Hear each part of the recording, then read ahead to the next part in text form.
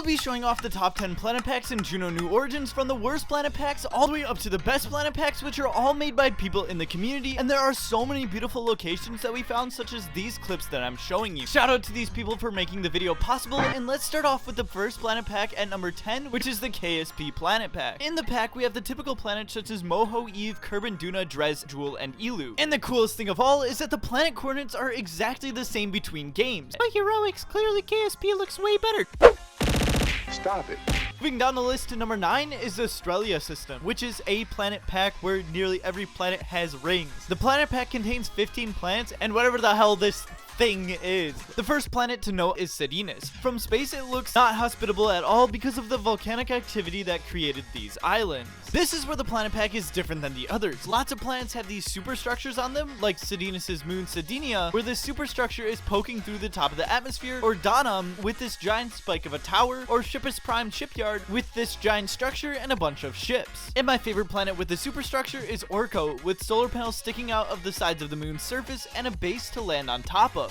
The next place of interest is Fortius, which is an Earth-like moon orbiting around a stella, and its surface is just one shade of green, yet it's cool because it has rings. And in fact, even the next 3 planets, Elort, Sirius, and Enlu, have rings as well. And finally, we are met with this massive orbit. It's basically like looking into a fractal. There are things orbiting things, and I've lost all hope organizing my notes looking at this thing. You guys can explore that, I won't. The next planet pack on the list at number 8 is the Havron system, which is also the most basic one on the list. It only has 7 planets, and the first planet is Bornford, which is covered in streaks of lava, and the surface is incredibly spiky, which makes it very challenging to land on.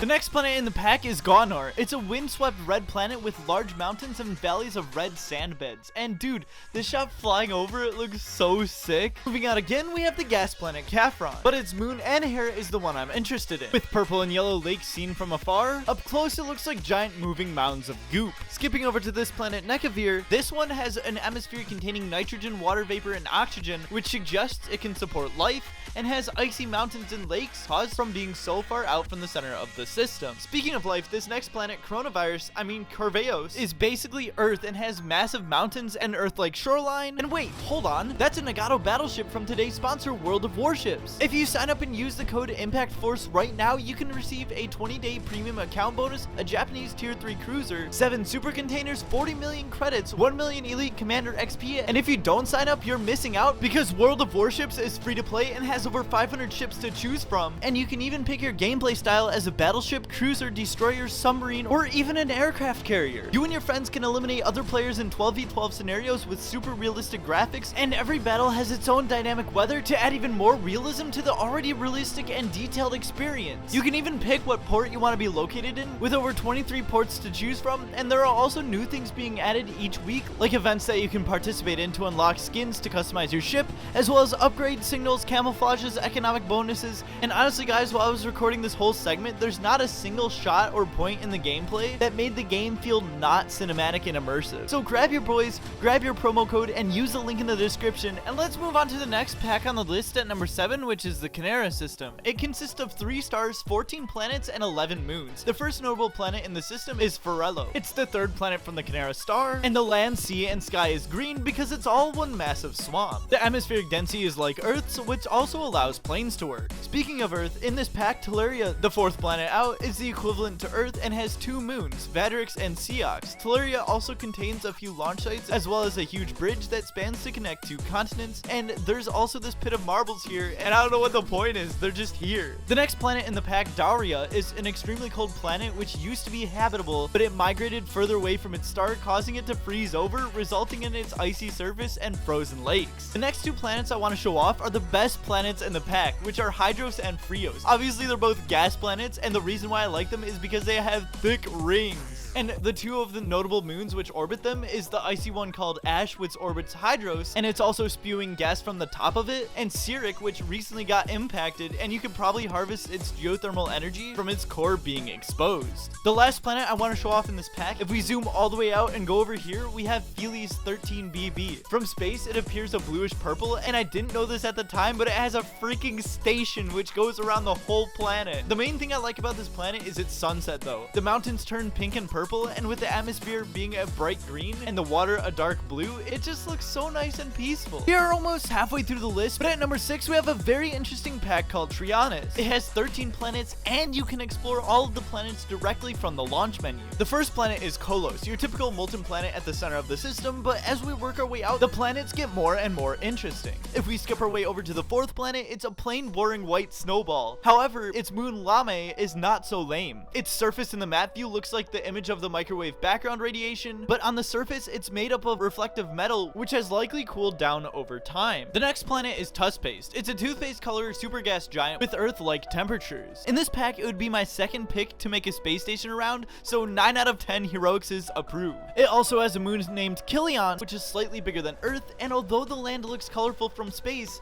there's not much going on because most of the surface is just flat. Next up, we have another metallic planet called Kaziro. Most of its surface is very lumpy, but other areas are flat enough to build a base on, and fun fact, the brown lakes that it has contain cesium metal. Of the few Earth-like planets, Murraytran, described as a big cold super Earth, has these snow mountains which look absolutely amazing when they all turn a bright red-orange during sunset. The last planet, and my favorite one in this pack, is Yuvo, and I bet you can guess why it's my favorite. This one would be amazing to set up a station around, and it also has a tiny asteroid that looks like popcorn. We are halfway on the list, and at number 5 we have the Salatus system. This pack has 89 different planetary bodies around just 2 stars, Salatus and Miano. I'll only show the most interesting places to visit, starting with Kuroda, which is one of the most stunning moons in the pack. It has a deep blue reflective ocean and a landscape covered in blue metallic compounds with mountains reaching 2.5 kilometers high. Next we have Malico, a Mars-like planet covered in these weird, interesting craters and cooled lava lake beds from its history of volcanic activity. Moving on, we have Canavia, but I'm not interested in the planet itself. It has asteroids of literally every single color, my favorites being Nio, Deniwa, and Gao. Another beautiful ringed planet is Lonios with thick pink rings. Even its asteroid Junie has rings as well. Oh, and not to mention its other asteroid Ante that contains pure gold. The pack has plenty of gas planets to explore, like this absolutely massive one, Oranu, and speaking of massive, this is Tawikas, a solid planet with more mass than all of the other planets in the system. Good luck reaching its escape velocity, but once you do, you can witness its beautiful turquoise rings. Lastly, we have a unique volcanic planet, Jarafinu, and it's unique because the surface contains these jagged spikes around its lava pools, which eventually merge together to form these plateaus of cooled magma. We are getting into some of the most complicated systems to keep track of. On the list at number 4, we have the Canaan Trinary system. This system is unreal. 77 celestial bodies, 16 launch points,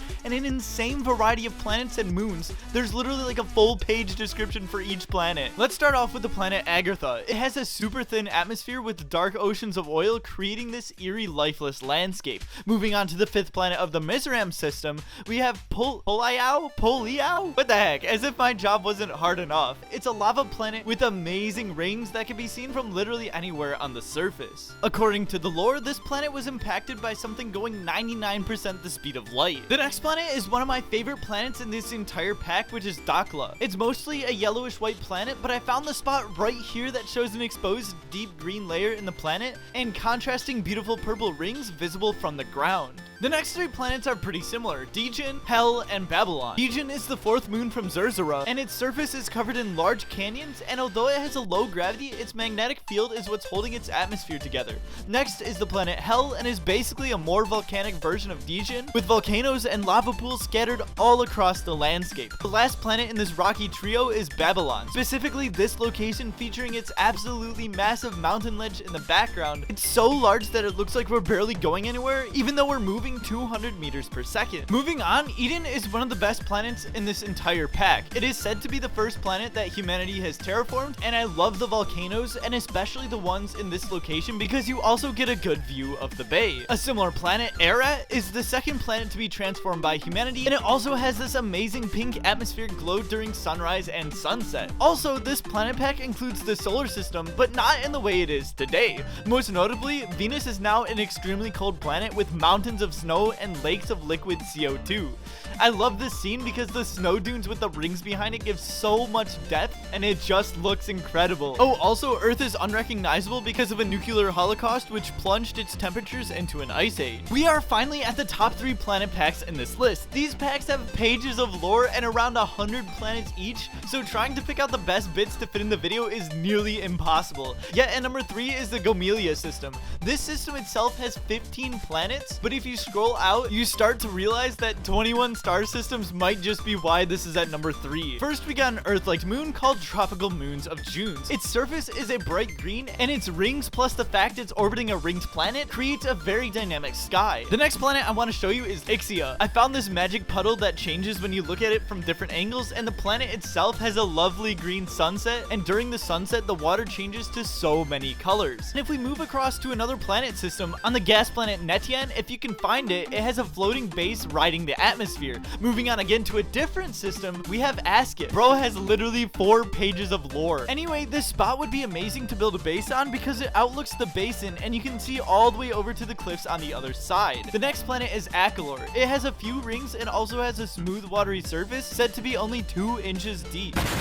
Also, fun fact, this other planet called Terragen Star B has this random structure. I have no idea, don't ask me. There are obviously way more planets in this planet pack, but that's too bad because we are finally on the 2nd planet pack in this list. And that's none other than the Zenith Galaxy 2.0. And dude, it's actually insane. There are so many unique planets different from all the other packs, and there are pages of lore. Let's start out with Gestera. It's a moon of the gas giant Genesis with a toxic, foggy atmosphere, and the surface is mostly bumpy with frequent steep cracks and cliffs. The next moon of Genesis is Kakrota. It's a large icy body containing deep ravines and a thin atmosphere. The flat land in the ravines make a nice landing spot with amazing views of the ravine walls. The next planet I listed is Skmeshelmesh. I'm not even gonna try to pronounce that. Its surface is entirely gray from space except for a few holes to explore, creating this red texture that kind of looks like steak. The next planet is orbiting the Lepron star called Netrix. It is littered with hundreds of craters seen from space, each of which has pooled back up with lava, and if you're a pro gamer, you could probably land in the center of one of them.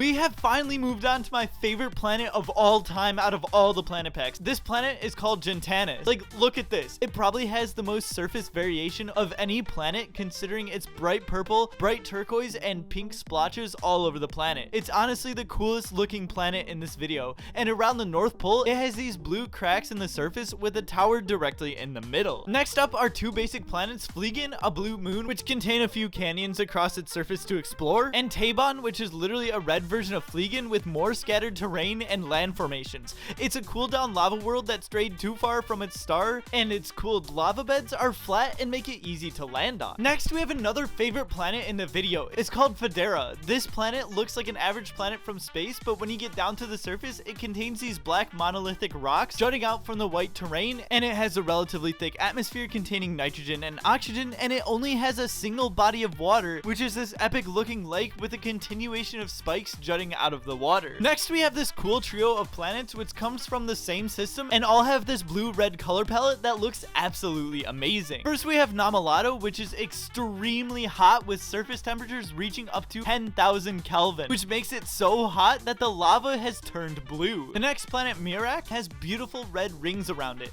Its land has blue and red nodes in it, as well as the atmosphere even turning blue during the sunset. The third planet, Lumina, again, this is why I love these planets, contain pools of blue bioluminescent liquid, and during sunset, the mountains turn a vibrant blue, the sky turns turquoise, and damn, it just looks amazing. We are down to the last 2 planets I'm showcasing in this pack. Cordu B, similar to Gentanis, is a mountainous, snowy planet with an atmosphere not suitable for humans, and it has an amazing contrast of colors on the surface as well as in the sky. You got the rings, you got the distant purple mountains covered in a vibrant red, you got the atmospheric haze. It's just an amazing looking planet. And lastly, we have Cordu D1, which has an even eerier atmospheric haze, which makes the green mountains in the distance look so insane. We are finally at the last planet pack in the list, which is the Juno stock system, but with the parallax mod enabled. The reason why I did this is because I noticed when finding these 9 other packs that none of them used parallax features to elevate the level of detail of each planet by adding cactuses, rocks, trees, crystals, or exotic plants to the terrain. Like, imagine how insane Cordu D, Federa, or Gentanis would be if they added features with the the parallax mod. It would honestly look like this image from No Man's Sky. That's really the only reason why I brought this default system as number 10, because it demonstrates the possibilities when making planet packs that parallax mod brings to the game. That's it. Thank you for watching. Click here for the next video.